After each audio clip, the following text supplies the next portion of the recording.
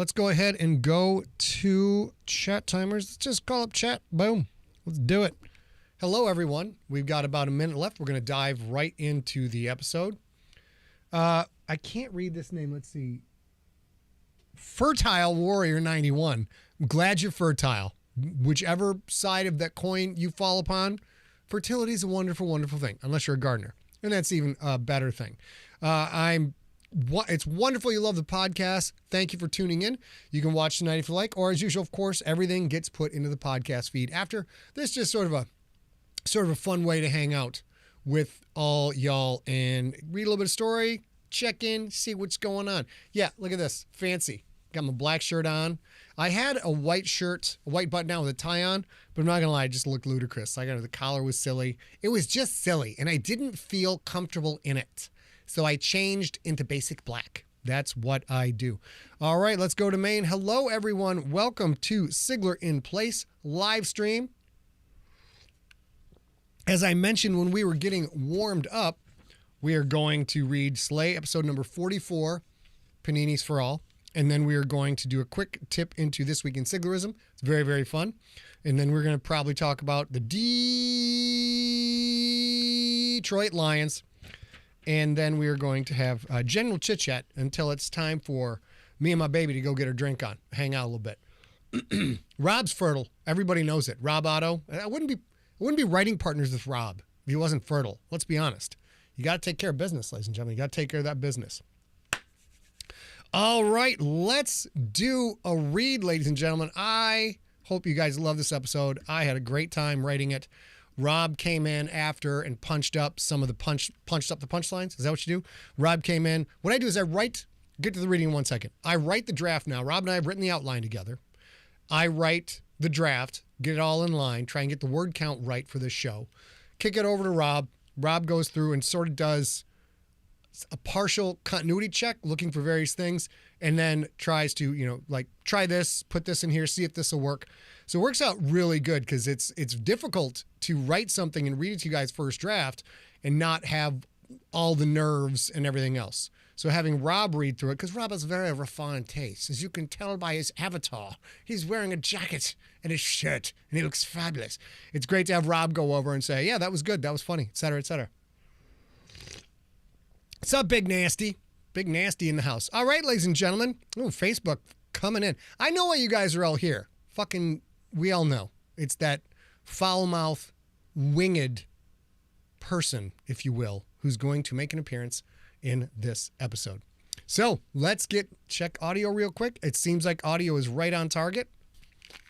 Oh, let's get ready to rumble. Okay. Yeah, Steve, white just looks silly on the man with the cold black heart. You're 100% correct. Make sure you're muted and recording. Muted, and I will be recording. Thank you. All right. Hello there, and welcome to Slay episode number 44. Let me get you the story so far, and then we're going to dive right into the action.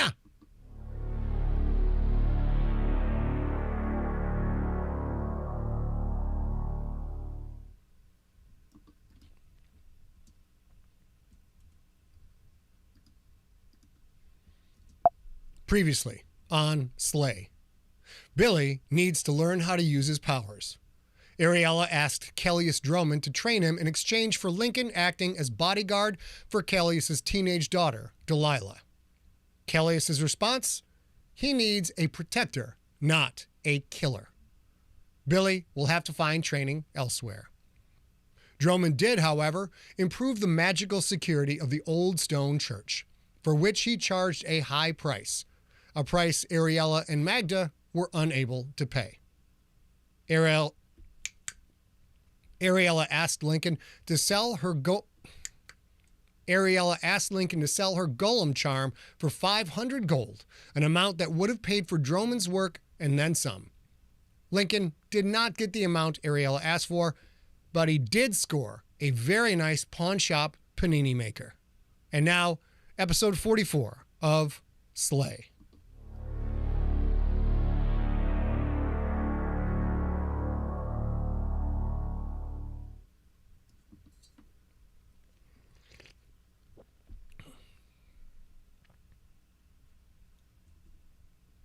You only got $2.50 for it?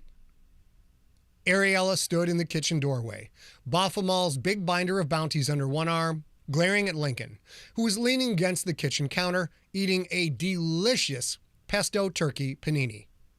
Billy and Magda were next to him, Billy with a sun-dried tomato panini and Magda with a Reuben panini.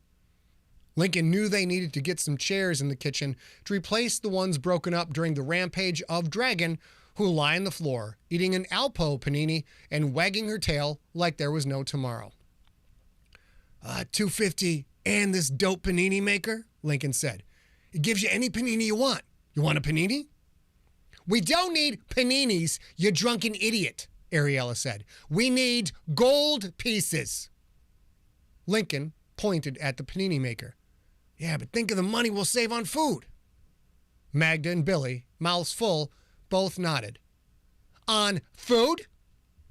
Ariella stepped to the kitchen table, which was still intact somehow, and slammed the binder down on it.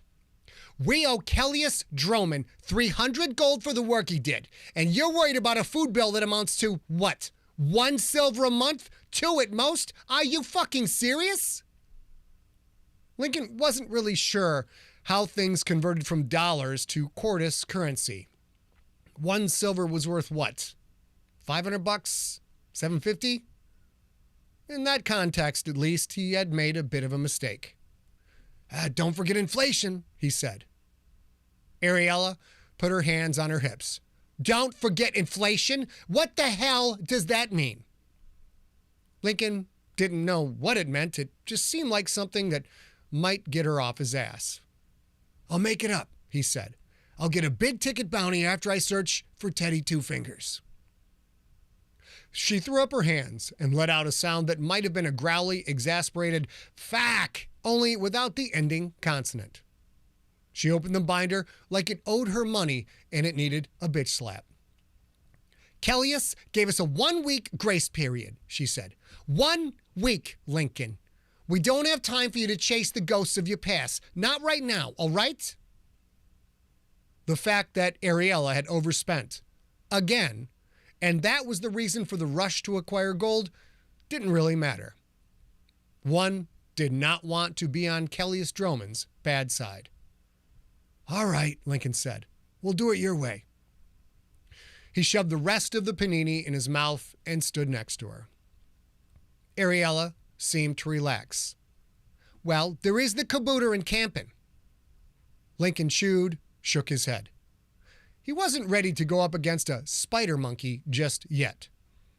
That sounded like a 3-person job at least. In Lynchburg, he had thought he might bring Billy along on the next hunt, but he had changed his mind. He didn't want to put Billy in danger. Lincoln would remain a solo hunter. That was the easiest way. Ariella flipped a page. This guy stole a floating carpet right here in Lumencia. The owner wants it back. Oh, the bounty's only $50.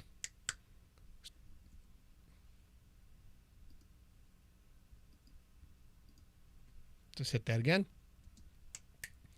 Ariella flipped a page. This guy stole a floating carpet right here in Lumencia. Owner wants it back. Bounty is only 50 gold, though. She flipped. This is new. A Wendigo in Wisconsin. Pays 300. Link made a maybe noise. She turned the page. He has a banshee in Baton Rouge. 500. That's excellent. I have a temporary deafness charm that could help. Banshees were the worst.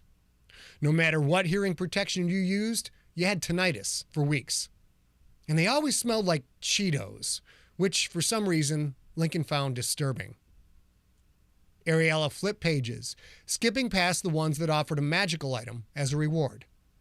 They needed cold, hard gold. Oh, look at this one, she said. A basilisk in Boise. 750 gold, Lincoln. You ever killed a basilisk before? 2 of them. He glanced at Magda and smiled. Remember, Mags? She nodded. We caught him fucking. 1 sword, 2 gourd. Like Friday the 13th, Billy said, with the spear. Lincoln remembered that movie. Jacoby had shown it to he and Sophia when they were little, and had laughed his ass off through the whole thing. The binder. That carpet. Ariella asked Magda a question, but Lincoln didn't hear it. He flipped back to that page. He read the fine print. Known record, previous bounties, known or reported locations, known criminal associates. No way. This one. Lincoln put his finger on the page. This Thelko Chakandi guy. I'll leave right now. Ariella glanced at the binder. But that's only 50 gold. We need more, and we need it fast. Add that to the 250 I got for your golem charm, and Droman is paid. Droman isn't the only one we owe, Ariella said. There's still Bingles. Droman isn't the only one we owe, Ariella said. There's still Bingles and the contractors, and Shitbird and I will track this carpet guy down tonight, then we'll boogie to Boise and bust ass on a Banshee, Lincoln said. Cool? Mags, arm me up. He didn't wait for Ariella's response. He headed for the basement.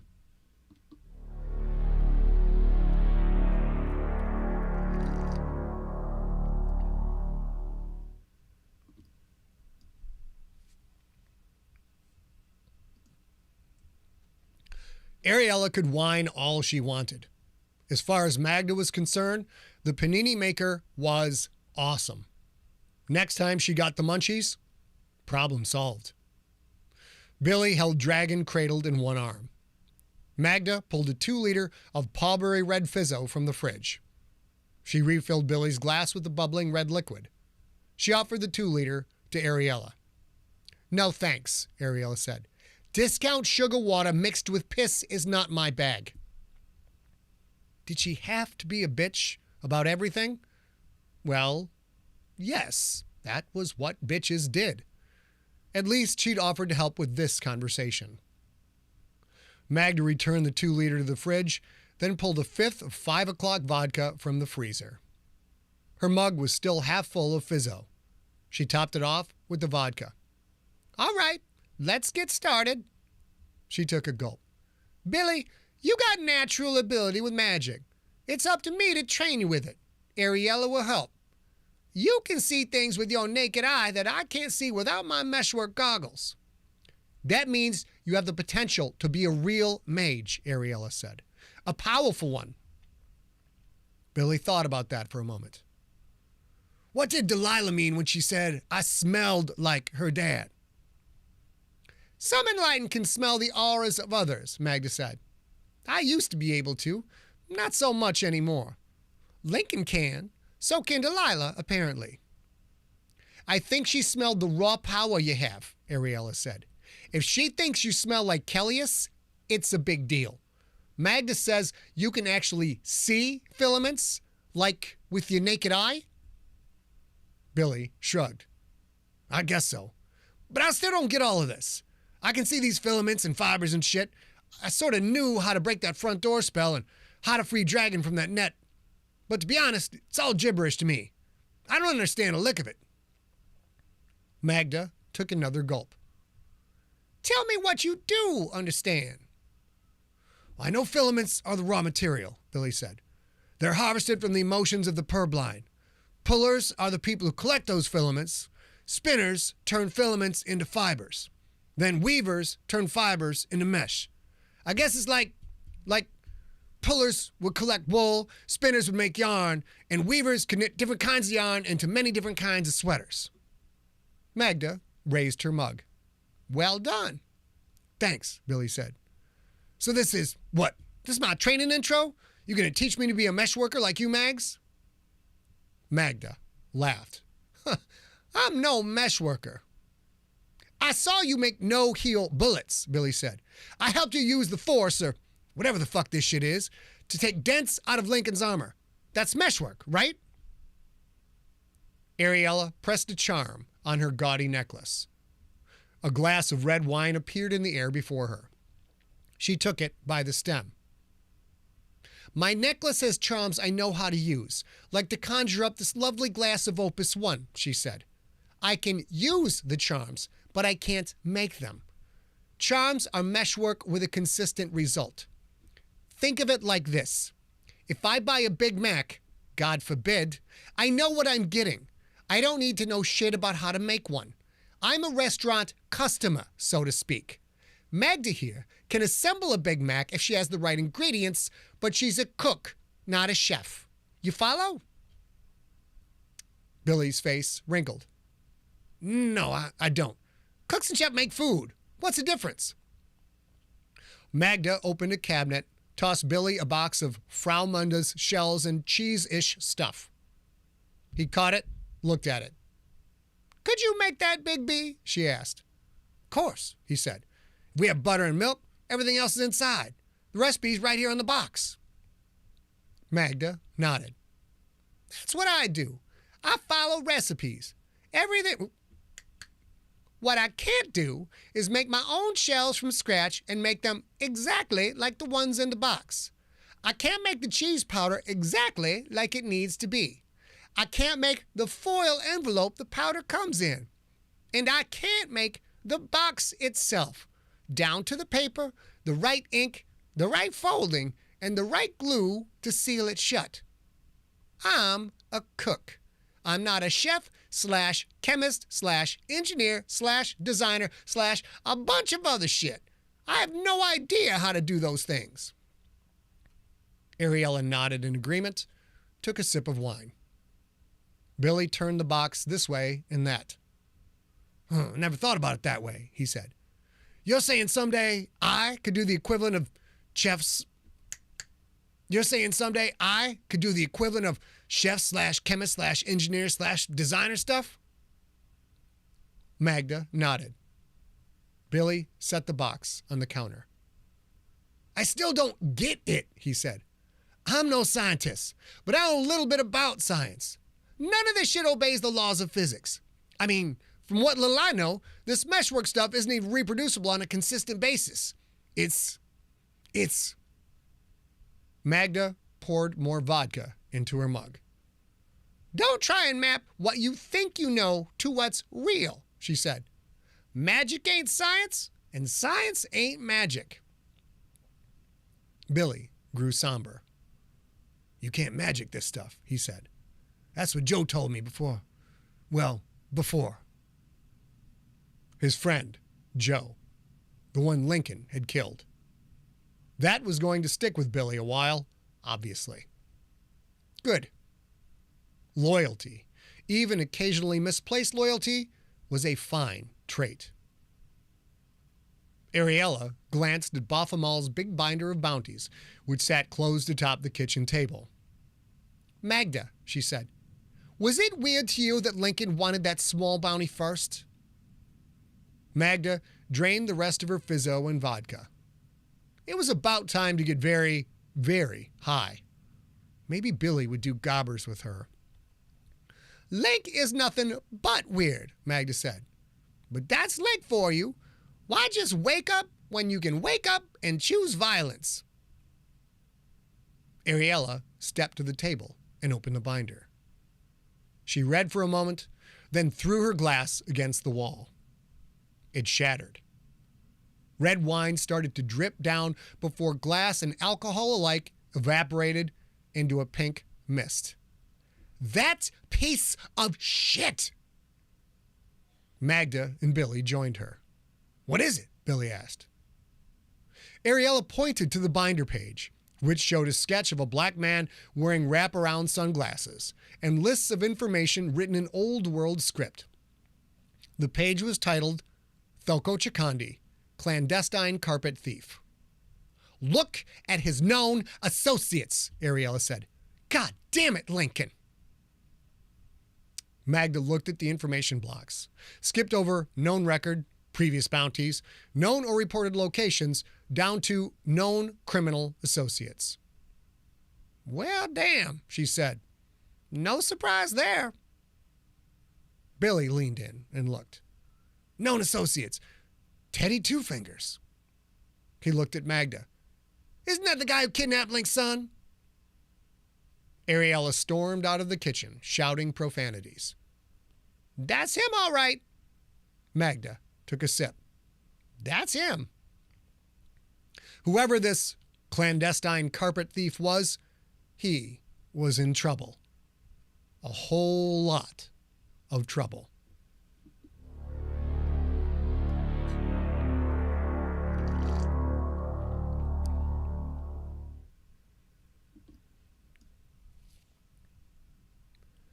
Fucking crackers. Shitbird cut through the night sky above Kendrick Heights and the Luminaria River. Some good garbage on that river. Bloated drowned rats were so delicious. As delicious as crackers? Not even close. Lincoln had promised Shitbird 4 bags of crackers for finding the man in the binder. 4 bags. Lincoln had never promised 4 bags before. He must really have a bug up his cloaca to find that man. Shitbird had 3 places to search, all in Kendrick Heights. Stooley's Bar and Grill, Vondetta's Soul Holes, and Gasbag's Speakeasy. Shitbird knew them all. Stooley's had a breakfast buffet and would often throw out scrambled eggs when cockroaches got into them. Why anyone would throw out eggs and cockroaches was beyond Shitbird.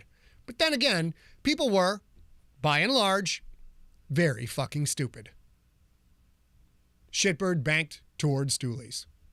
It was a block from the river, and so run down, it was kind of hard to tell the difference between the restaurant and the old dumpsters behind it. Shitbird zipped past a window, felt the buzz of excitement in his posterior air sacs. That was the guy, right there, sitting at the old bar with the brass rail. 4 bags of crackers. 4 fucking bags of crackers. Soon, they would be Shitbird's. Oh, yes, they would. Shitbird focused on the image of the man at the bar, then mentally sent that image to Lincoln.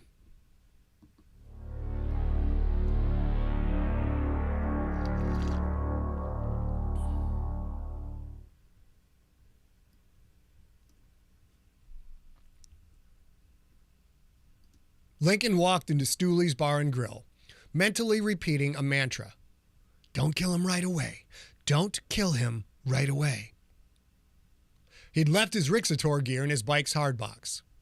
He could have burned mesh to disguise his cloak and armor, but he wasn't sure he could maintain the concentration needed.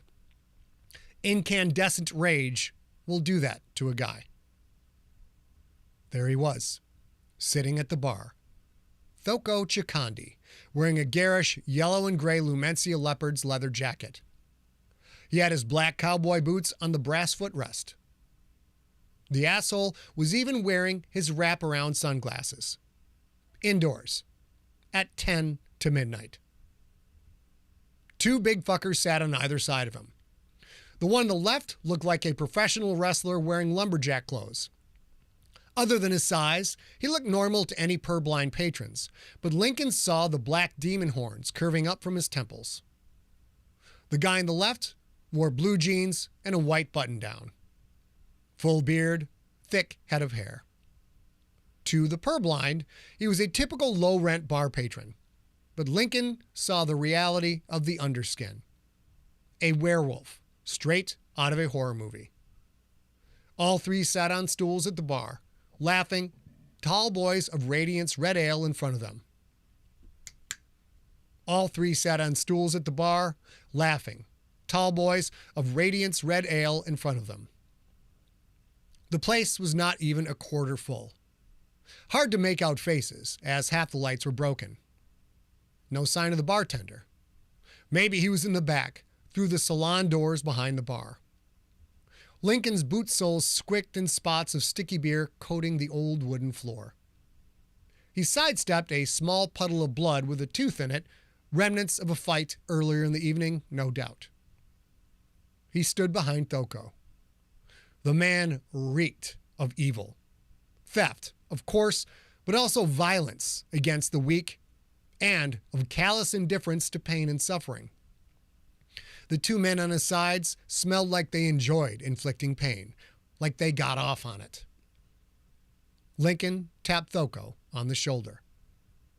"Excuse me, are you Mr. Chikandi?" All 3 men turned their heads. Lincoln saw himself reflected in the wraparound glasses. Not big, but big enough. Black and gray flannel shirt, black knit hat pulled down almost to his slate gray eyes. Eyes full of hate. "Who's asking?" Thoko said.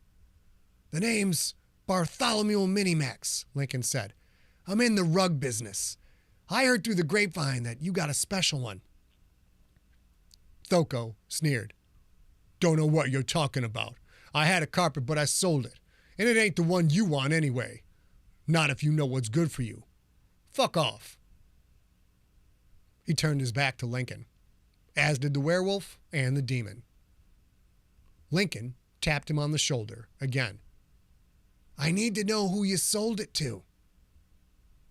All three turned again, more annoyed this time, angrier this time. "He told you to fuck off," the demon said. "Yeah," the werewolf said, "before you get hurt." Lincoln held up his hands. Okay. He took a step back. "Really sorry, Mr. Chikandi. I'll just go now." Chikandi nodded. He and his friends turned back to the bar. Which one to start with? Lincoln reached out, grabbed a horn, and slammed the demon's face into the brass bar rail 3 times fast. Bam, bam, bam. On the second hit, bone crunched. On the third, 2 pointed teeth scattered to the ground. The werewolf came off his stool fast, but Lincoln hooked his foot under Chikandi's stool and yanked it out from under him, dropping him to the ground. The werewolf had to pause to stop from tripping over the man. Lincoln snap-kicked Chikandi in the face. The werewolf slashed a claw at Lincoln's throat. Lincoln blocked the blow. "Walk away, Harry," Lincoln said, "or you get an anatomy lesson." The werewolf snarled. "I'll give you an anatomy lesson when I cut out your liver and I eat it while you watch." "Bzzz," Lincoln said. "Wrong body part." The werewolf snapped his head forward to bite Lincoln's face. Lincoln ducked under it, then brought his knee up into his opponent's groin, lifting him up off the ground. The werewolf sagged, leaned heavily against the bar rail, lips curled in pain. "The lesson is titled, 'The Wolfman Has Nards,'" Lincoln said. He locked his hands around the back of the werewolf's thick neck, pulled down as he brought his knee up over and over again into the man's groin. "The wolf man has nards." Lincoln let go. The limp werewolf fell, started vomiting on the beer-sticky floor. The demon rolled to hands and knees, started to rise. Lincoln drove his boot sole down on the back of the demon's head, smashing his face against the footrail. Another tooth scattered away. The demon fell flat and did not move. Thoko stared up. His wraparound sunglasses still on, but one lens broken, revealing an eye wide with fear. "Stay down," Lincoln said. The bar had emptied out. At Stooley's, job 1 was to drink. Job 2 was to not get involved in someone else's bar fight. The salon doors behind the bar flapped open. A brunette woman with a low-cut top, significant cleavage, and glossy black bat wings walked out, holding a case of Radiant's Red Ale Tall Boys. She stopped cold. Hey, Link," she said. "Hey, Maylene. When did you start working here?" "A week ago." Maylene glanced over the bar at the vomiting werewolf. I take it you didn't come here to ask me out on another date?" Lincoln shook his head. "Not this time. Why don't you go into the back and count stock?" Maylene glanced over the bar again, saw Thoko and the unmoving demon. "Count stock," she said. "That's a great idea. See you around?" "Sure," Lincoln said. "Sometime soon." Maylene set the case of beer on the counter and walked through the saloon. Maylene set the case of beer on the counter and walked through the saloon doors. Lincoln drew his compact Luger LCR pistol from his back holster, knelt next to Thoko and pressed the pistol's barrel against Thoko's crotch. Now I asked you about a carpet, Lincoln said. I sold it, Thoko said. I ain't got it, I swear. Let's hope your entrepreneurial spirit made the right choice. Did you sell it to Teddy Two Fingers? Lincoln held his breath, hoping for the affirmative, praying for it. Yeah, man, Thoko said. So, you better get out of here. You know who Teddy is, right? A smile twisted Lincoln's lips. You lucky man, he said. Would you like to go for double jeopardy where the scores can really change? Thoko blinked. Are you holding a gun to my balls and quoting Die Hard? Lincoln pushed the barrel in harder. Thoko winced. Yeah, I'll play. Don't kill him right away. Don't kill him right away. I hope that you are the piece of shit I think you are, Lincoln said. And by piece of shit, I mean I hope you put a tracker on that carpet because a fuckstick like you would probably try to steal it again so you could sell it again. Am I right? Thoko craned his head, looked down at the .22 caliber pistol jammed against his crotch. Yeah, man, he said. You're right. Well, yippee-ki-yay, motherfucker.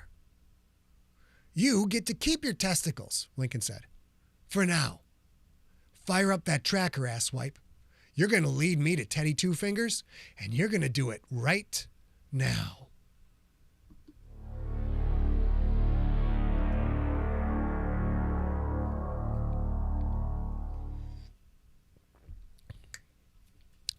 That was episode 44 of Slay.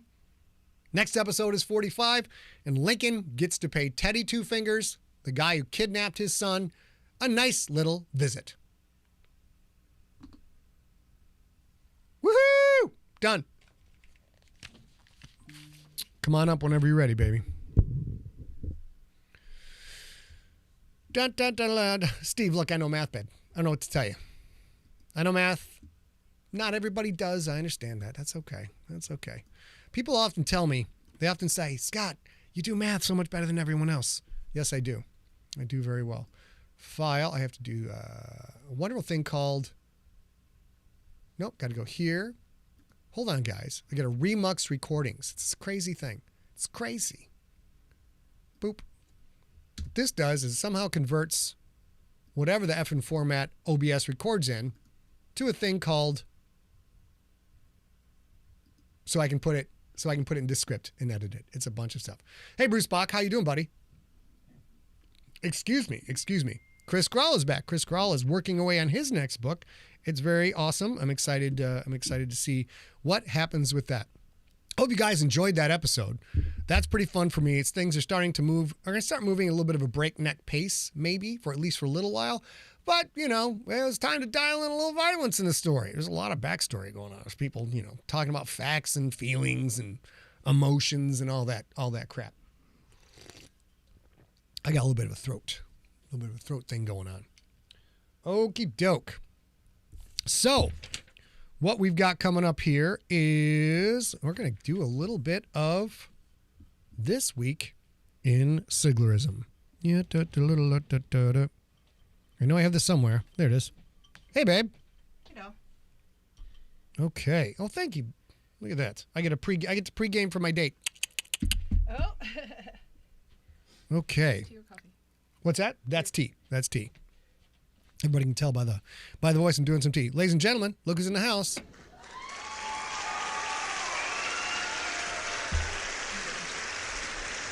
The love of my life is in the room. Hello, everyone. Yeah, Daryl, the crowd does go wild.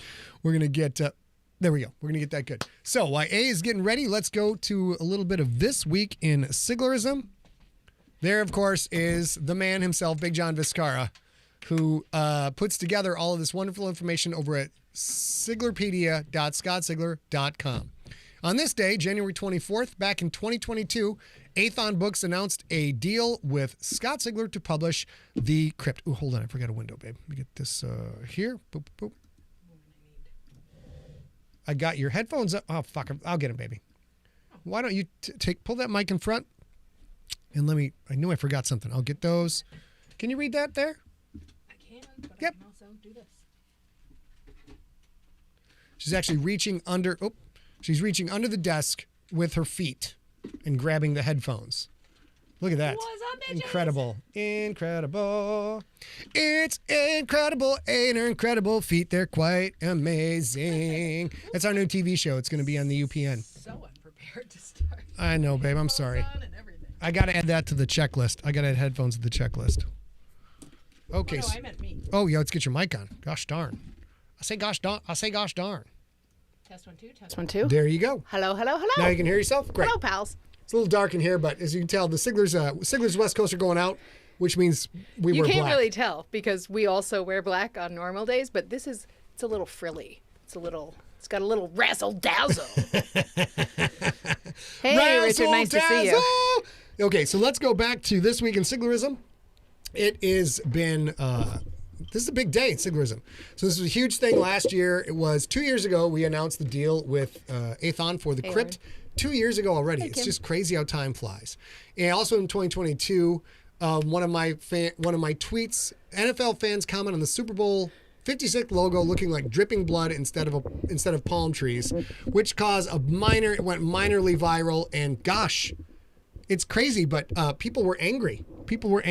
I'm shocked that people were angry about shit that doesn't really matter on the internet. People on I mean, the I'm internet just shocked. were angry. We're very angry. It was a very strange thing. Back in 2021, we were podcasting The Gangster. We were on episode 8. Back in 2016, we were on episode 10 of The Reporter. You can just set the whole metal thing aside if that doesn't work for you. No, it just was the cord was too tight. It kept pulling the microphone around. Back in 2014, we were on the pandemic book tour.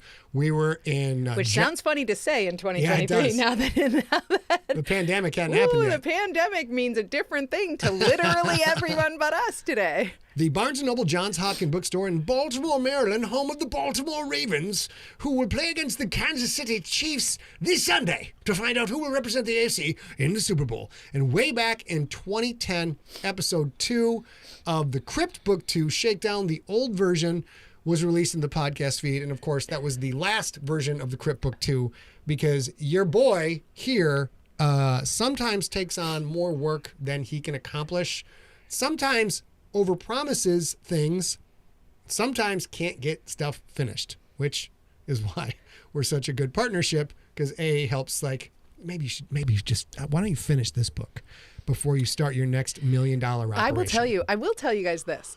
We had the opportunity. Okay. Whatever. Yeah. I don't have my wedding rings on because they must be downstairs because We'll I get was doing pots. Do you need them for this bit? No, it was so distracting because I normally always wear it. So every 6 months, we have what we call a summit. We have a mini summit in June, and we have an empty set summit, a full empty set summit where we quite literally talk about everything we want to do, everything we thought we would be doing, everything in the week between Christmas and New Year. And this year, for reasons, we had to wait because we had to talk to partners, stuff like that. So we actually had it in the first week of January.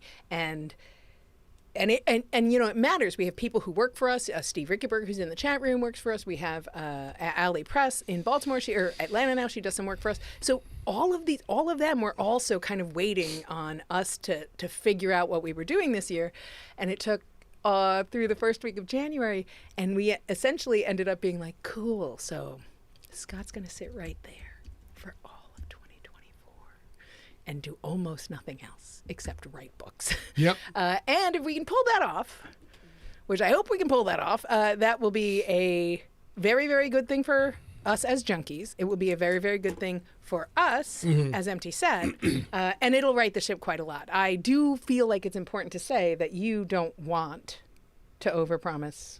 No, I feel all. I've been trying to work my way out of that, and the overpromising it's a big problem because I mean it causes problems on the family front.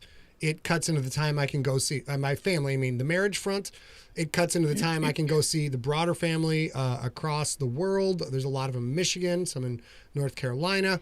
And you guys know, not this past New Year's Eve, but the New Year's Eve before that, we both became great aunt and uncle. So we really, really want to hang out with not the generation next to ours, but their children. We really want to hang out with them more. So we're working hard. Yeah.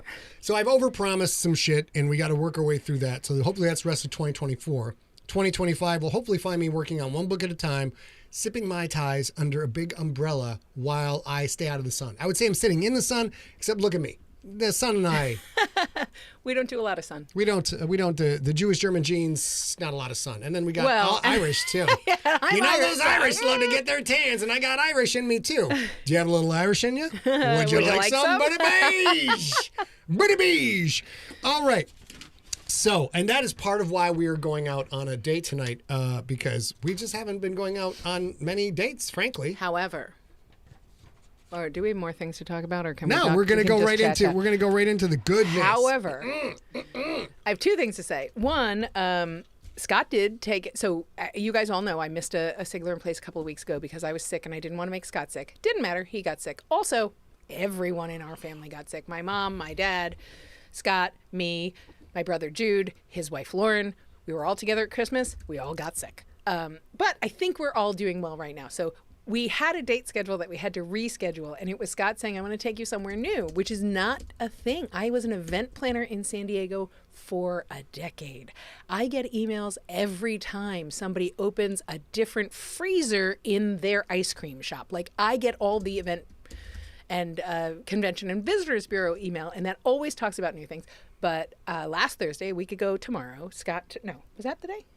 I'm not good with days. I think so. Yeah, I think it was. I'm a math whiz, but I'm not good with days or he directions. took me to a cool new Japanese whiskey themed speakeasy in San Diego. It was super duper fun. It was so super fun. And then the other thing, so we are doing a lot of not hanging out and having fun and goofing off, but we are watching fucking football on the weekends. Fucking football. I'm not sure if Michael Grace is in this chat, but I hope he sees it sometime because you have been doing yeoman's work. And I'm trying really hard to kind of support the vibe there. And if you guys are not big football fans, or you're not Lions or somebody who's still in contention fans, and you may know this, I actually started following football in 2009, which was a year after we started working together because Scott insisted that I pick a team. Yep. And I picked the Layeth Krakens. It took me 1 second. Yep. And he was like, no, like a team that can play football on earth. And I couldn't pick the Packers for Becca for reasons because they suck. Sorry, Daryl. Hey, you pedantic shits, don't mention that the Krakens did play football on earth in the rookie, but you see what you're saying. Yeah. You see what you're saying. That I can watch today. So I picked the New York Jets, but then this year I had to give up on the Jets because they hired an anti-vaxxer asshole, which means actually, I take it back, Green Bay is a lot better than it used to be. Now it's the Jets. And I had to give up. Look, we do get Twitter chat now. That's great. Yeah, That's wonderful. That might be new. Hi, J. Scott Yeah, Gray. Daryl, I'm sorry. You're right. You're from, absolutely right. What was the name of the speakeasy? I can't. But I can't. No, I did not just block him, did I? God damn it! Do the work. And if you're still watching, Jay Scott, I blocked you from. You're the first fucking person we've had from Twitter on this fucking chat because they just fix it and I just asked. You are not the first person he's blocked, though. He accidentally blocks a lot of people. Damn it! So I'll talk while he unblocks you. Please stay there. It wasn't intentional. Sorry. That's okay. So I'll say I had to give up on my Jets this year because they hired a terrible human being as their quarterback. I now do not have any problem with the Green Bay Packers because they fired that guy. Well, they let that guy go. But what it means is if I watched football this year, I kind of watched the Lions play. And last summer, not this summer, but last summer when we were in Michigan. Good job. Yes! Jay Scott, hello. unblock, bro. Back. Unblock. Throw us a tweet. Real quick, what was the name of the speakeasy you went to? I forgot already. Bar Kamen. Bar Kamon. Kamon. Bar Kamen. And real quick note, if you go to Bar Kamen... he's back. Yes, if you go to Bar Cameron in San Diego and you order a Sando, because the cocktails are like $15 a pop. I'm expecting actually a little tiny piece of bread like this with just a little bit. Well, also the Sando was $12. It was a great price. So I'm expecting, sometimes you take your girl out, you blow some coin on some crap that's not worth it. Let's be honest. So I get that. I think I'm going to get this little tiny mini panini like Lincoln and Magda, and it's just a giant fucking on Japanese milk bread. head-sized sandwich. So it was delicious. There it is. Delicious. It's three separate things. It's a Japanese kitchen that serves sandwiches, and it's a speakeasy, of course. So you go into what is a Japanese milk bread bakery. They have flour and tea imported from Japan. They make the beautiful, thick, gorgeous milk bread. I should have put those two together, but I did not. So we went into this speakeasy, had a handful of beautiful drinks, a couple for each of us. We tried a couple different things. Did it again. And I did it. But now I got it called up. I don't understand. No, he said. Yeah, but I'm trying to reply. Maybe you can't reply yet on. Oh, J. Scott Gray. We can't reply yet on Twitter. Yeah. So now we can see and you are absolutely the reply. first comment that we've seen from Twitter this whole time since Chef's 2020. Kiss. So Salt in the elbow, chef's kiss. So you go into this Japanese bakery, and it was wonderful. And then you go into the speakeasy, it was mostly Japanese whiskey, but of course they have everything. They also had 6 bottles of chartreuse. So if you're a craft cocktailer, that was absolutely amazing. They're very hard to find. And we had a couple of drinks, and then we got sandwiches because we didn't want to spend the rest of the night, because we were a little tipsy, doing anything else before we ate. So we decided we'd get both $12 sandwiches. Yeah. They were bigger than my head. It was insane. We couldn't even finish them. We had to eat the stuff from the inside out. So the sexy hot date of the Sigler West Coast was, baby, I'm so full, I think we should go home. I'm full too, baby. Let's just go home. Let's call an Uber. Let's get out of here. And we came home and just laid there and watched the Better Call Saul episode. Yeah. Hot, you guys. So hot. But I know we have been quite busy, and we are staying home a lot because we have a lot of catching up to do, and we are in it to win it to do that. However, we are celebrating football Sundays. Yes. But real quick, do you know a man named John Seidel, Jon Seidel? He's in the chat room. Guess what he does for a living? Part of his living, he makes fucking paninis. Oh! MVP of the episode. MVP of the episode, I'm sorry, you guys. I'll be right back. You okay? Yeah, I got to get my wedding ring. Oh, yeah, it's bugging her. She loves her wedding ring quite a bit. So let's talk about the Lions. Hold on, I closed the block list because I seem to block everyone who tries to watch my show, because me and technology is much like me and the sun. It's not so great. The Detroit Lions, the DFL, the Detroit fucking Lions, won not one, but 2 playoff games this year. 2 most valuable panini. What happened? Bing. 2 to the MVP, most valuable panini. They won 2 playoff games this year. They just beat the Baker Mayfield-led Tampa Bay Buccaneers. Excellent organization, fantastic organization. Quarterback seems like a good guy. He had a great resurgence this year. I am a big fan of the Tampa Bay Bucs organization. They do a lot of things very right. And the Lions face them in the divisional round. And the Detroit Lions, who up until 3 weeks ago had won uno playoffo gameo in my entire... I didn't know you spoke Spanish. I do. I'm fluent. How? Learn something new Uno every day. muy grande playoffo gameo in my entire fucking life. And this year, they have won dos muy grande playoffo gameos. And no matter what happens this Sunday, when the Detroit Lions square off against the San Francisco Santa Clara 49ers... As a former San Franciscan, he has to call them the Santa Clara 49ers. Okay, now I'm only going to give San Francisco so much shit because Detroit, in all the games I went to see them, I have seen them at Ford Field once. Rob can correct me. I've seen games with Rob once, and then at Pontiac Silverdome several times.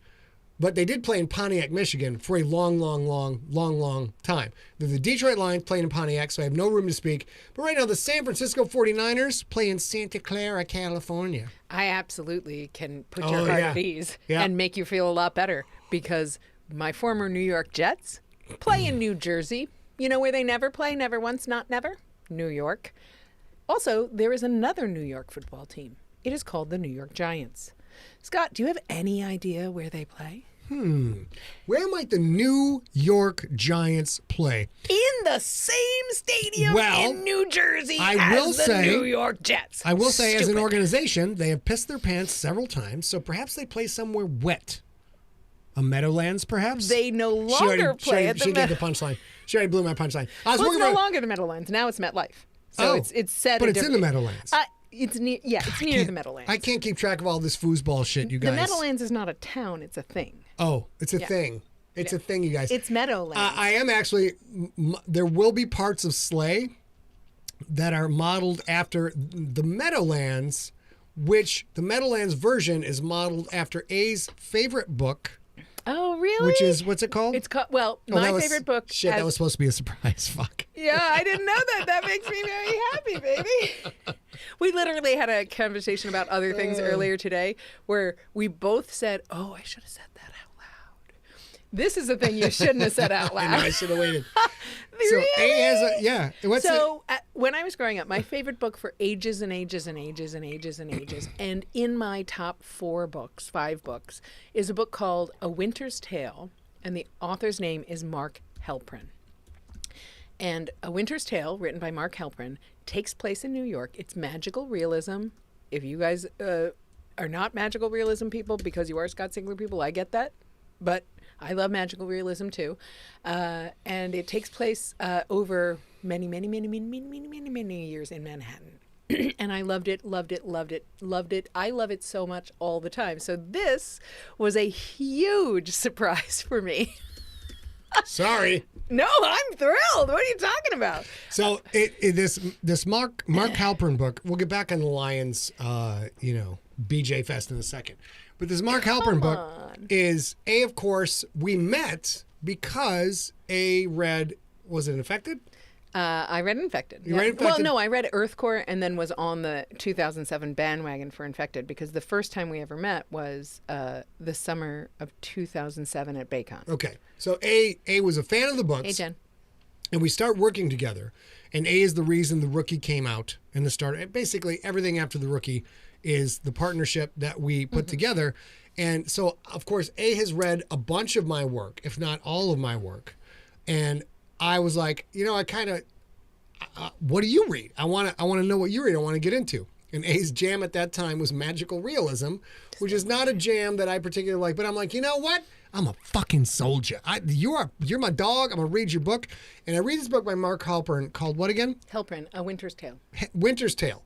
A Winter's Tale. And the first third of this book, I am straight book boner through the whole thing. I'm like, this is fucking amazing. I totally get why this person I work with and we're partners in this. I get why she loves this book, and I feel complimented that someone who likes this likes my work. And then wait, before you do that, he also had sent texts like this. It's important to know that in the first third of this book that he's talking about, one, the book is like this big. It's thick like a pickle. Yeah, and the first third of the book doesn't have a lot of magical realism in it, and it is a love story about people named Peter Lake and Beverly Penn. So I would get texts like, hey, we touching base on Peter and Bev? Things like that. And he was so into it. But then you start the second third of the book, and the second third of the book has a whole new set of characters who fucking have nothing to do with the people in the first third of the book. And also, there's no more magical realism. It's just fucking people hanging out in the winter doing shit. And I was like, oh. So I did not finish the book. You didn't even finish the second third, but that's fine. Yeah. Here's the thing. Okay. You asked me, you were like, I want to read a thing that you loved before we worked together because we have a lot of things we loved in common, right? Like I love a lot of sci-fi. I'm trying really hard this year to read Dune from cover to cover. I still haven't done it. I really want to, but I just can't get into it. So we talked about all that. So that's how we came up. Some of you guys might know this. I wrote a screenplay. And I chose, should I give him my favorite book or should I say, do you want to see something I've written? And he's never read my screenplay. I've never. You what? Not yet. I thought you said I had. I was like, how do you have it? You've been very cagey about it. I have because I want you to read. I don't want you to read. Because here's the thing. this is a little bit out of this conversation, but I'll tell you anyway. So I wrote a screenplay because I participated in Project Greenlight, the original Project Greenlight, and I did fairly well in the original Project Greenlight. Obviously, they made the Battle for Shaker Heights, and they didn't make I Want You, I Need You, I Love You, which was the screenplay I wrote. Excuse me. And the reason that I didn't give it to Scott is that I thought I would write an edgy, deep screenplay like the movies I like to watch, the hard ones, like Drive, like Blue Valentine. I wrote an absolute rom-com. And I had no fucking choice. The story I was compelled to write was a Sandra Bullock, everything works out perfect rom-com. Love that Sandra Bullock. So I couldn't give that to him. I was like, this is a movie that I wouldn't go see. And yet it is the screenplay I wrote. Rob and I wrote a rom-com, except with, ghosts and murder and shit. And Demon? Yeah, Demon. Oh, yeah. Yeah. Definitely Demon. So anyhow, he offered, I want to read a thing that's important to you. I'll do either one. He knew that it was either right. And I was like, we're going to read this story. Look what Rob wrote. After seeing the Battle of Shaker Heights, they should have made my movie. It was so fun. Listen, it's a story. It's a love story that centers around a girl who loves Elvis kitsch. That's interesting. I will also say, is Sandra Bullock love Elvis kitsch? I don't know, but I do. So of course I wrote that. But what I will say is this. In that screenplay, ages and ages before I ever met Scott, there's a Scott, there's a Jody. They are married to each other. Get the fuck out of I forgot. If you told me that, I forgot. I don't think I've ever told you that. I just realized it last year. But yeah, it's this weird coincidence. But I've never. It deserves to be buried because it's a fluffy rom-com. I will say, if you guys are in a relationship or have been in relationships where your significant other tells you the same story over and over again, and they start saying, "Remember this one time I was in junior high band camp," and you're just like, "Oh my god, if he tells the story one more time, I'm gonna slice him from stem to stern. I swear to God, I can't take it." The beautiful part about being married to me is I forget the goddamn story. So she can tell the same story. And I'm like, really? I have not ever told you that, really. But so that's good. I would have thought you told me that. All right. So, yes, A has written a screenplay.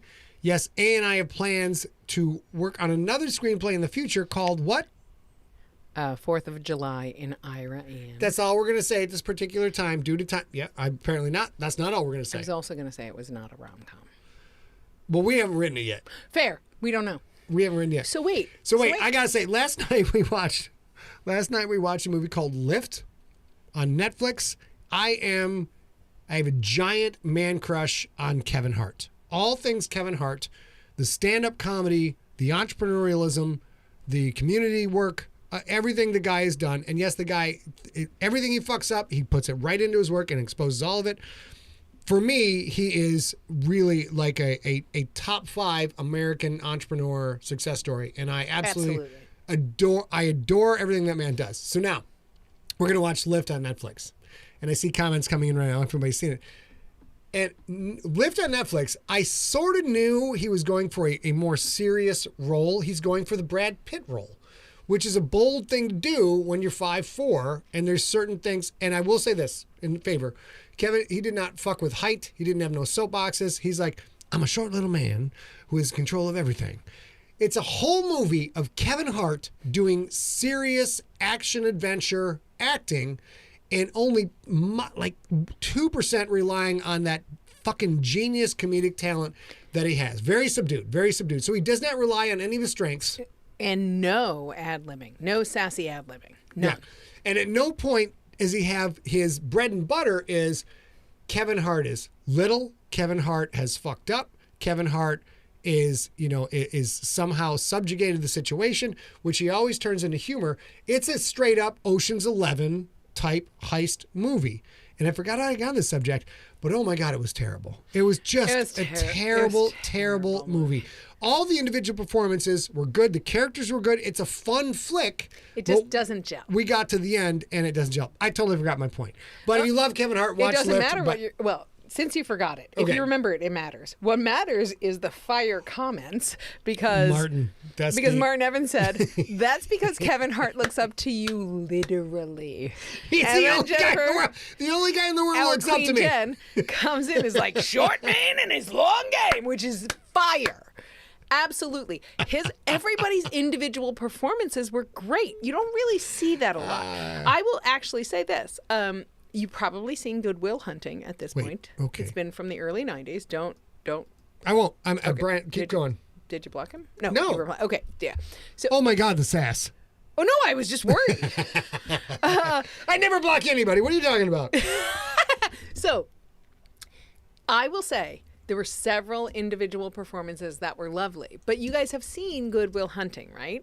Or probably now it's from 1996. Oh, right. Okay. But Good Will Hunting is a weird, disjointed, like you have to get all the parts. There's the Southie part, there's the classroom part, there's the Harvard janitor part, spoiler alert, I guess, all that stuff. And it comes together like cotton candy. It's God damn it, Chris Carl. Perfect. Chris Carl did not block Kevin Hart. Go to fucking hell. Fuck off. That would have been possible. God with damn it, Lyft. Tracy Shank. It would have Everybody's been fucking. possible. Everybody's bagging on me for accidentally blocking people now. For fuck's sake. For fuck's sake. You don't need to block me. All right, I'm not blocking anybody. We're tailing out, and listen, we're not going to go too long tonight because I got a date. I got a date with but this we're not fucking even at prize. 7 yet. We're not even Okay. at 7 yet. So God damn it, Jen, you too? Jesus Christ. Although Jen say, I would block, I would blame you for blocking me for all my grab assing. The grab assing. Quit the grab assing and play football, y'all. So here's my thing. Lyft, if you're in the mood for watching Kevin Hart flex as an actor, and he it's fucking worth does watching. great. He does great. It's worth watching. It's so sad because, like, you are waiting for him to wind up subjugate to the situation where he has to be like, why did you fucking not blah, blah, blah, blah, like, do all the Kevin Hart shit that he does so fucking perfectly, and he doesn't rely on any of it. He is a 5'4" man. He's jacked up. He's jacked up. He's yoked. He's a 5'4" man who's not using any Hollywood tricks, which is a bold move. And deserves props. And he absolutely delivers. And it's a good director. Script is a bit much. Well, here's the thing. I think. Oh my God. Can't block because I can't. Oh my God, that's so good. All right, if you guys are in the chat room, Preposterous Hippopotamus just said, you can't block because you can't reach. You go to hell and join Steve Rickyberg because he's already in hell. I'm going to go to hell. Also, that's pretty fucking good, dude. That was great. So, Bruce Brock. Say hello, Bruce Brock. I did. I said hello to my man, Bruce Brock. Smartest motherfucker I know. That's Bruce was up. Yes, the problem is this. Bruce Brock in the Facebook chat said, way too much suspension of disbelief. And I completely agree. So here's the problem and the grace. Kevin Hart's actual choices are great. The fact that he chose that he's not going to rely on the Kevin Hart tics is terrific. There are a few in there. Don't get me wrong. He's still fabulous. But the script just couldn't quite gel together. If you've seen heist movies, Italian Job, all those, there's a lot of suspension of disbelief that you can do. But you just need enough reality in there to make it real. It needs a little bit more reality. And I don't think The Lift had it. That said, I'm not going to dog that movie because the individuals worked as hard as they could, and it showed. But you have to go into this like you go into anything you like just catch as you're switching channels on TBS. Oh, if that's how you do it. Yeah. Oh, that's a fucking perfect analogy. If you're flipping channels on TBS and you don't happen to come across a Shawshank Redemption, which of course is a remote control drop for me. Apparently, I'm calling in sick. Lift. Kevin Hart's giving his look like. If Kevin Hart's gonna look, yeah, you can do a lot worse in 2 hours than to watch American Genius Kevin Hart, but. So there you go. I don't know how we got on this subject. I'm not complaining about any of the performances. I think the script could have been a little bit threaded you know together that a phrase? little bit better. The sum is greater than the whole of the parts. The sum is, yeah. The whole of the parts are much greater than the sum in Lift. There you go. But I'll still watch anything. There's few people I'll watch anything Kevin Hart does, Sandra Bullock does, Ryan Reynolds does, and The Rock does. Dude, I love this story. Sandra Bullock fucking delivers in every goddamn thing she's ever been in. How do we feel now? I know what you're going to say about the first movie, but how do we feel about Melissa McCarthy after the cop movie? After the cop movie. Wait, after the Sandra Bullock cop movie? Dude, first of all, The Heat, is that what it's called? Like The Heat? I think it's called The Heat. The I wasn't Heat sure. Fucking slays. It is a drastically underrated buddy cop comedy movie. And as a guy who grew up on buddy cop movies, I'm an 80s kid. All I watched was buddy cop movies and slasher movies. The Heat is drastically underrated as a buddy cop movie. It's fantastic. I'm sorry. I think... Martin's fucking with me again? No, I think J. Scott Gray just also got a you win this chat tonight. J. Scott Gray said, go ahead, babe. I've seen 37 Fast and Furious movies. I can suspend my belief for anything now. You know what? I fucking hadn't thought of that. Kevin Hart's trying to combine Ocean's 11 with the Fast and the Furious because it is. I may have to go back and rewatch it. A little Italian Job sprinkled in. Lift is Italian Job meets the Fast and the Furious. Yeah, We might have to rewatch it. We might have to for rewatch the individual parts. Because I have watched a lot of Fast and challenge. Furious movies. And holy fuck, are they they're ludicrous and ridiculous. And none of you bitches will ever make me watch Paul Walker drive off in his car ever again. Won't do it. There's 2 movies I'll never watch again. What are they, baby? One is whatever the last Fast and Furious was. I can't forget what it's called. Too Fast, Too Furious? No. The one where Paul Walker drives down the sunset. Does the grease thing. Won't watch it again. Because listen, you guys, my high school... Oh, I know the other one. My high school boys, I adore my high school boys, and I cannot imagine losing a bro that close to me. What's the other one, babe? The Babadook. Yes! Babadook! No! No! No! And you can all make fun. You can make fun of me all you want. That movie made my sphincter clench up like this, and I watched it with my shirt up like this, with one eye. I'll never watch that fucker again. It scared the curlies off my balls. I will not watch it again. If you don't agree with me, go fuck yourself, because I don't fucking care, because I'm not watching it with you. There you go. That's my. There you go. No, Rob, don't type on. If you say it 3 times, Look at Rob, he this cocksucker. shows up. Look at this son of a bitch. Baba do. Baba. He's so offended. No. He's so offended. No. No. When I was a little kid. All right, we're going to tell this and we're going to go. When I was a small. Okay, Why is Scott when I was obsessed with sphincters? There's lots of things going on. Anal retentive, Steve. That's the answer. I am a small human now. So you can imagine what I was like when I was like 8. It's a 8th size small human that I am now. I've always been pretty much the smallest kid in class, whatever. So when I was small, not only was I tiny, I had an incredibly hyperactive imagination. Which, fortunately, that's why all you bitches are fucking watching me right now. So fucking suck it! That hyperactive imagination is why you were all here right now. And the shit I try and come up with to scare you guys now, I was in an infantile version of that, scaring the fuck out of myself. My bed, because my parents, who I adore, are fucking assholes, they put me in a 100-year-old house on the river. That's true. I have many stories to tell about this house. 100-year-old house on the river. So the house is one of those houses like, you see a nice, neat house, and then some houses are kind of like skewed a little bit to the side, like the angles aren't quite 90 degrees. It was one of those old motherfuckers. And in this house, they put my bed facing the open door of a closet, and that closet was the down part of the stairs. So I am looking at a black window of fucking hell and doom every night I go to bed. And as I understand it, the closet door wouldn't close completely. There's no closet door. It's not. Oh, you know that's what? it. That's There's it. no closet door. Your son is 8. He's got ADD to the gills, and he's already writing horror stories. Put a fucking closet door on that bitch. What are you doing, Carol? What are you doing, Is Irv? that why you made us figure out how to put a closet on your 30-foot-long closet space in the office? Okay, that makes sense. No closet exists without a door, or it's not a closet, it's a portal to hell. That's what a door means. It's just a closet where you can close shit off. Jenna. No, Jen, I will not roll initiative. So I had to sit there every day. Now listen, I'm gonna Desperately I'm need gonna to open play up the D&D kimono. with you. I'm gonna open. So I sat there with my feet facing the monster portal that would chew my feet off and pull me into the darkness. Pull me into the fucking darkness. And fuck you, Scott Gray. Fuck you. And I had to. Gray said, I intentionally built my house so I knew for sure nobody had ever died in I'm sorry, it. Scott. I misread that. You're a genius. Scott Gray's a fucking I intentionally built my house so I knew when I right. Yep. Fabulous. We got to change our thoughts. We've been talking about it next home. So anyway, here's the thing. You can all fucking make fun of me in the chat room. Go to hell. So I had to sit there at 8. This big. With a light bulb head, which barely balanced on my fucking pencil neck. It was like, it's a lot of wobbling in early Scott.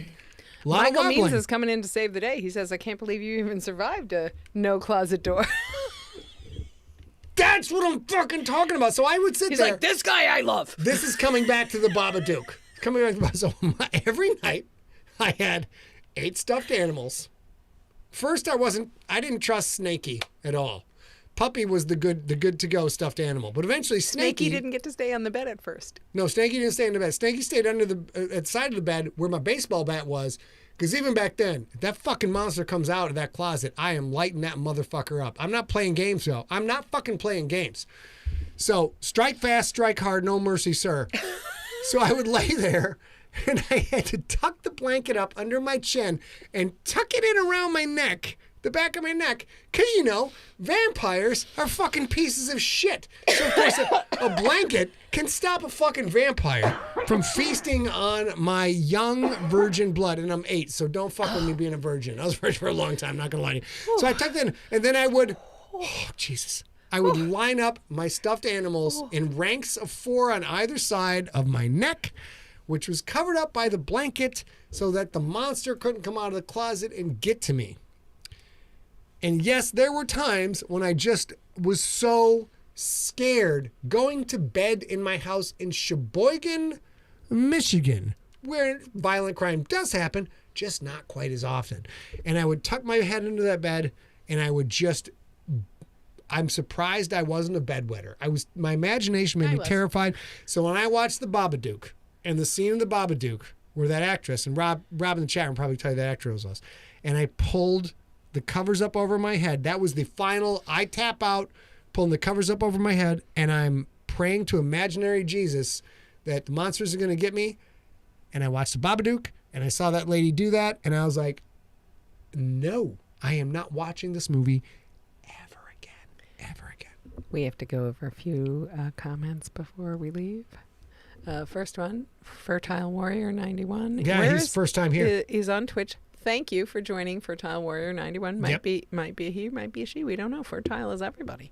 Well, not everybody, but could be everybody. Says homemade utility belt for the neck. Thank you. Would have helped. I wish. You made it. You made it. No, basically, I stuffed animals. It would have been nice if I had the wherewithal to go to the county fair in Sheboygan and buy a couple of machetes and butterfly knives. But Irvin Carroll, like, no, you're not going to the fair by yourself. The county fair. You almost went to the county fair in Sheboygan. I accidentally got caught in traffic on the last day of the county fair. You guys, fair I will tell you what. If your bucket list is full, and God bless you if it is, you want to go to the Sheboygan County Fair in Sheboygan, Michigan. You want to ride all the carny rides, and you want to go through all the vendor booths. Trust me, you will find shit you've never seen before. I can't believe he's not telling you that if you ever end up in Sheboygan, Michigan, there's so many cool historical things that happened. Listen, I already gave a fucking episode MVP. I have to give the chat MVP to J. Scott Gray. Oh, I thought you said the Marmaduke movie. I was wondering... No! No! Marmaduke! Marmaduke! Oh, my God. Oh, fuck, dude. I'm sorry, bitch. You fucked up. You have to come back every fucking week because that was fucking lights out. That was great. All right, listen. I have now exposed my childhood terrors to all of you. I am now going to, here's Kevin Hart. I'm going to go out and pretend to be a man. I'm going to stand taller than I am. I got some lifts in my heels. It's time for me to be a man. And you all can fuck off because I'm going to go be a man with my wife. So fuck you. We love you. We'll be back next week with more of Slay, of course. Daryl, that's a god. Daryl Harris says, involuntary carnival is the worst. Involuntary Carnival. That's a good name for a horror book. All right, go ahead, babe. So we'll be back next Wednesday. The first half hour or the first 20-something minutes is going to be... Can I ask you, I want to throw out a quick ad hoc poll. Would you guys rather hear fiction in the first half hour or hear us blab in the first half hour and finish with a fiction? Because now that I ask it, and I'm going off on a tangent of when I was 8 and almost urinating myself with terror, you probably want to wait till, you probably want to let that run its course. Never mind. Everybody go to hell. If you have a big opinion, you can email info@emptyset. Right now, we're going to read for the next... Don't make me scared of my dogs, Martin. Oh, he also said, did you have a Babadookie with all those stuffed animals? Way up in the God, chat. It was very good. It was very good. Apparently, Fiction First is happening. All right. Fiction First is clearly happening. Thank you, Richard. We do have a new, another writer. He's going to do a short interview. Oh, shit. Thanks, babe. Yeah, of course. I will not be on the chat, but there are two. One is Chris... Let me go back. I'm so sorry. I forgot this. The schedule of the stank. So Sunday, January 21st, in the past time, Slay 43 went live in the feed if you missed it. And Wednesday, January 31st, the one you just listened to, Slay... That math is wrong. Sorry. On this Sunday. Anyways, the thing you this just coming Wednesday, January 31st, we are going to have screenwriters Chris Derrick, who has written on... God damn it, I forgot now. Why are they coming What's the on? Queen Latifah? The Equalizer. He is a screenwriter on The Equalizer and a screenwriter on Picard. He is going to be on our show with his screenwriter partner, Stephen Bagatorian, who is going to talk about their podcast, Comic Rots Your Brains. Not Comics Rot Your Brain, Comic Rot Your Brains. So you can go to... Shit. Wait, God, but why are they coming on? Because Chris is the screenwriter for the Alive pilot that we are currently trying to pitch in the world. Let's go to books. So while he does that, I will tell you, Chris is coming. Comics Rot Your Brain. Comics Rot Your Brain. They're coming on because one of the two of them, Christopher Derrick, right there, he is coming on. He is a screenwriter for us trying to make an Alive pilot. Yeah. And you guys all need to be chill about this because this idea, this spec pilot thing, the spec script thing to do is a long shot. It's a shooting somebody from the cannon shot in Hollywood, right? So don't get super excited about the fact that he's writing that. Our dogs are barking downstairs. But absolutely, he's wonderful. They're both wonderful. They're both very lovely, and they're artists in the space. And our dogs are barking, so I think we have to go. We're going to get out. Anyways, if you guys have time, I know Rob is a huge fan of comics. This is a deep dive into 80s comics. So hopefully they'll talk about Badger, my favorite comic from the 80s, and we might get Mike Barron on this show later on. Thanks, baby. But if you're a comics fan, check it out. Also, oh shit, that was delivered. And also, this fucking dude writes for Queen Latifah, for fuck's sake. I mean, he's an awesome, super nice cat. We're gonna have him on to promote his podcast. Yeah, he's lovely. But if you have time, go listen to the Comics Rot Your Brain podcast. They have 3 episodes up right now, including the trailer.